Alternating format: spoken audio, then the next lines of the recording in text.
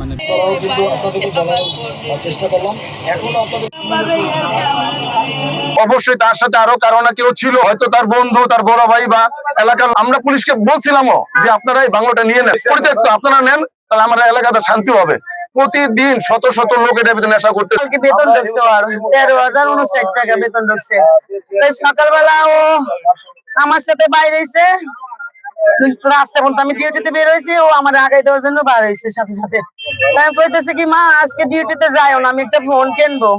আমি কইছি তুই থাক বাসায়, আমি আইসি পরে ফোন কিনকে দেবো নে। পরে 10টার দিকে ফোন দিছি, এই ফোন কামালের মোবাইলের ভিতরে ঢুকাইছে, সিম ঢুকাইছে, আর ফোন নাই। পরে আমি একটু পর পর ফোন দিই, ও কথা কয় আমি দোকানে বসে আছি, এই পাশে বসে আছি, ফোন দাও কেন? আমি যে ময়না মাসির সাথে মিশিস না, বন্ধু বান্ধবের সাথে। তুই যদি মর গেও যাস, কেউ জানবে না রে, সমস্ত আমার জায়গায় আমার দৌড়ান লাগবে না ময়না, তুই বাসায় যাই ঘুমা বাবা, এই ফোন তো কইছি। তারপর 2টা বাজে ফোন দিছি, ওই সময় ফোন বাজছে, 4টা 36-এ ফোন দিছি, আর ফোন বাজে না। পরে আমি খুঁজতে ট্রেন লাইন দিয়ে আমি শিববাড়ি দিয়ে আইসি। আজকে আমার মনটা ভিতরে যে আমার ফুলটা দিয়ে এদিক দিয়ে পাই নাকি, খুঁজতে এদিক দিয়ে আসছি।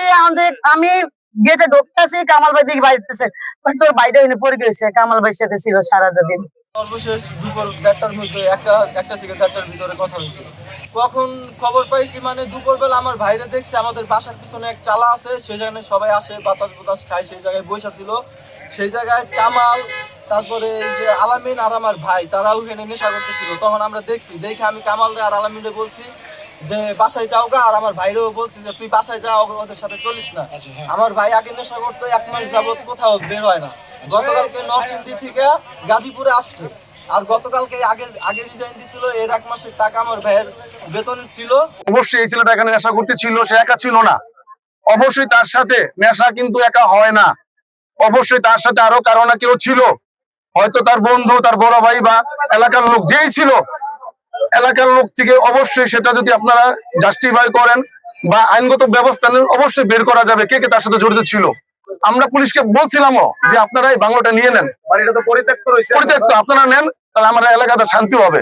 প্রতিদিন শত শত লোক এটার ভিতরে নেশা করতেছে, মানে অসামাজিক কাজকর্ম এটার ভিতরে চলতেছে এই বাংলোটার ভিতরে। এবং প্রশাসনের কাছে আমাদের এটাই চাওয়া, সেক্ষেত্রে আমাদের যতটুকু সাহায্য করা দরকার আমরা ততটুকু করবো।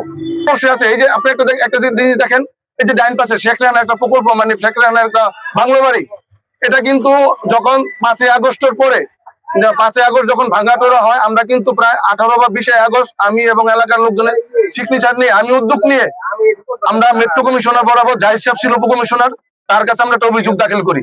সেই অভিযোগটা কিন্তু আমাদের প্রত্যেকটা এই বাউন্ডারি চতুর্থ দেওয়া আছে যে ভিতরে প্রবেশ নিষেধ। ইভেন প্রতিদিন এটার ভিতরে লোক যাচ্ছে, নেশা করতেছে।